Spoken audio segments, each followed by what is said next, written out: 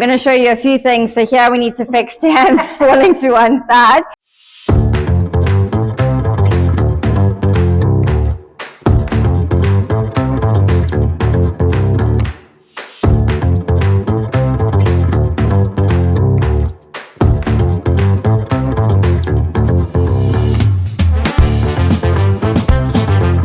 Take you through some basics in a pelvic curl just to try and help deepen your understanding of what we're trying to get to in terms of neutral and a posterior tilt and an anterior tilt. So I've got Tammy lying on her back, feet are fist width apart, knees are also fist width apart, so in line with her feet.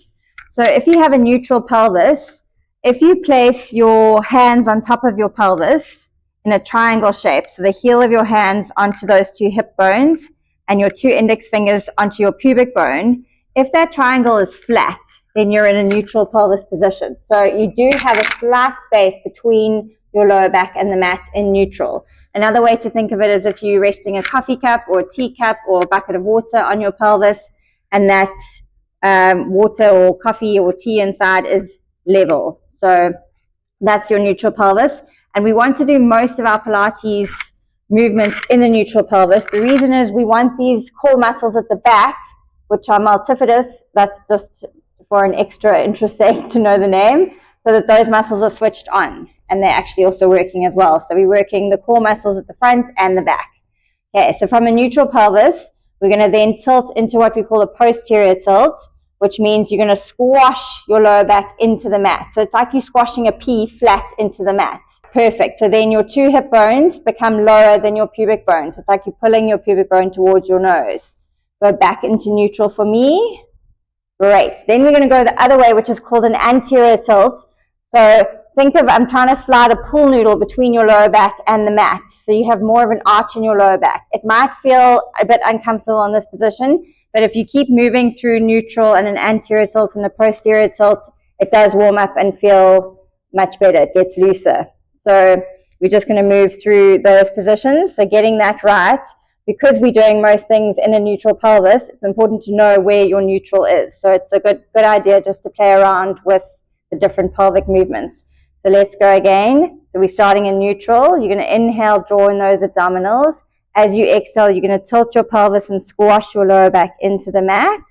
Good. So it's like you're imprinting your spine into the mat. There's no space between your lower back and the mat. Then we're going to go back to neutral. And then we're going to go into an anterior tilt, so the other way, so more of an arch in your lower back.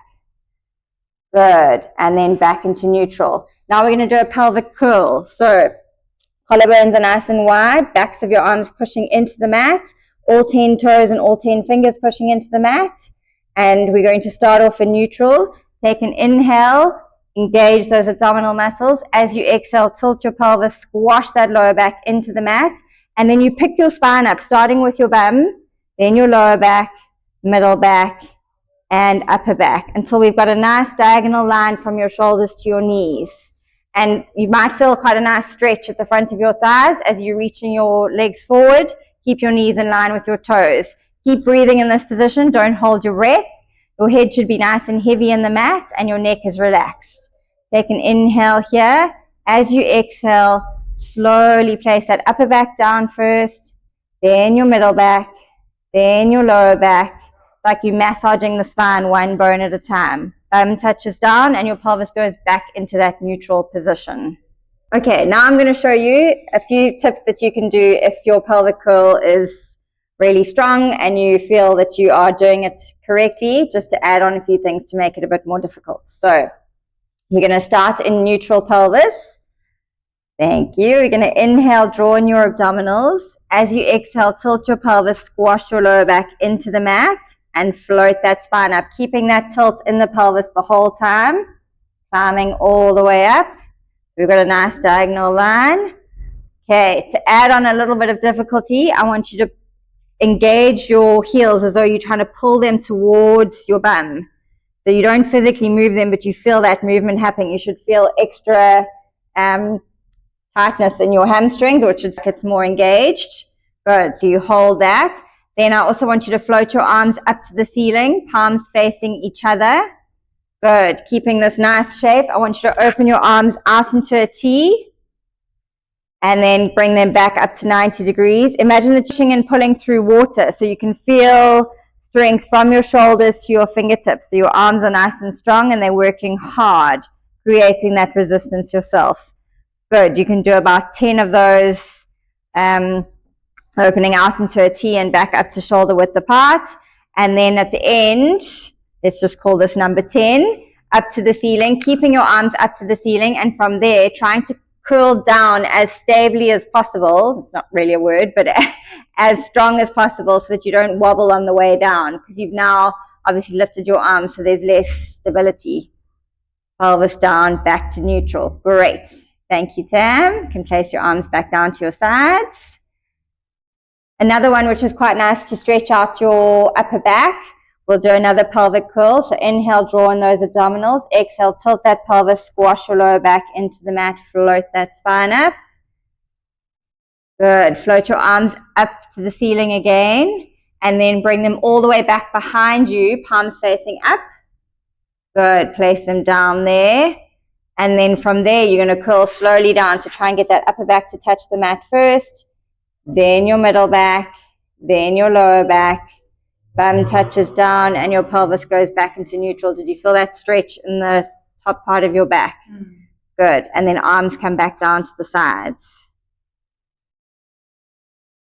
A progression on all of this is we're going to curl up again. So do another pelvic curl, draw in those abdominals, tilt that pelvis, lifting all the way up.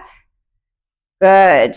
Now, without changing the shape of your hips or the balance of your hips, so you've got to keep them nice and strong, you're going to put all the weight into your left-hand side without dipping on the other side. Good. And trying to stay as stable as possible. And then moving across to the right-hand side, keeping those hips nice and strong. This is often where you can feel one side's probably stronger than the other. Absolutely fine. It's something you can work on. Go back to the left for me. And then to the right,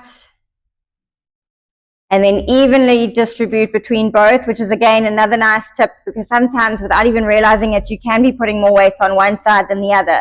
So it's good to make sure that you are even. In this position, I want you to float your right leg up to tabletop. This is another progression. Keeping the angle in the leg the same, you're going to tap the toes down to the mat and float back up. Good, using those abs, and tap down and up again, keeping those hips nice and high. We'll just do 5 on the one side. Cam's getting a good workout. Good, place that down, and then we're going to go over to the other side. Minimal shift in that pelvis as you do it. Float the left leg to tabletop. Good, and tap down, keeping this angle in the leg at 90 degrees, very important. Good. Also focusing on relaxing that neck. Sometimes the neck can start to try and get involved, or your shoulders can hunch up towards your ears. So just try and focus on that. Keep your collarbones nice and wide. I think we've done 5. Good. There is another progression onto that, but I think let's go down first and then we'll go up again. So inhale, draw in those abdominals. Exhale, tilt your pelvis, squash your lower back into the mat, float that spine up. A progression onto the last exercise is if you lift your right leg to tabletop and you straighten that leg up to the ceiling. Good. And you straighten your leg all the way down as far as you can go, and then kick it up with a flexed foot. So point it down and kick it up. Good. Point down and kick it up, keeping that pelvis nice and stable. Good. So you don't have to touch down on the floor. You can hover just off. Yeah. Perfect. And last one, all the way up to the ceiling. Bend that knee and place that foot down. And then we go on to the other side. So float that left leg up, straight leg to the ceiling. Point toes down and flex that foot to come up. Good. And breathe. 3. 2 more.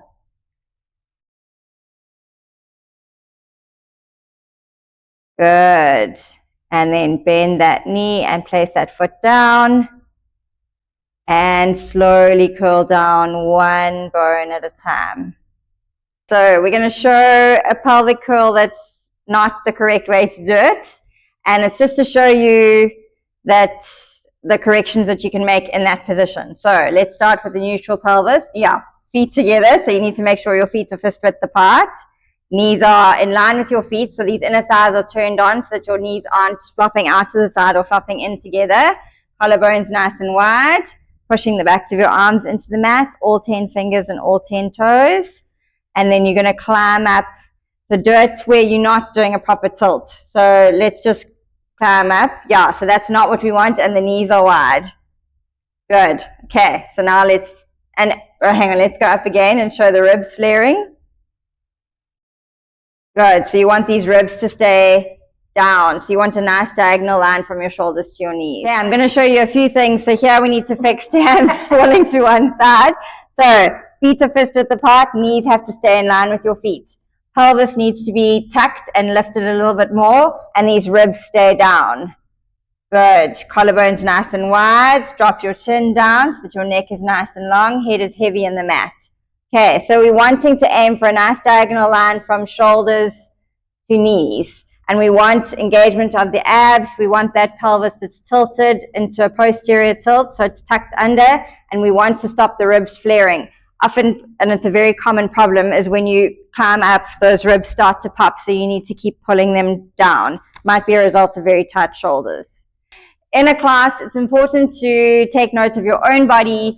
Don't think about anyone else in the class or what the person next to you can do. It's really, really important that you get the foundations of the exercise correct, because if you don't do it properly in the beginning, I always say it's like the foundations in a house. If you don't put the foundations in properly, the house is going to collapse. So there's no point in trying to do things just because other people are progressing without actually doing it properly, because you'll probably injure yourself and you won't get the full benefits of actually doing the correct thing from the start.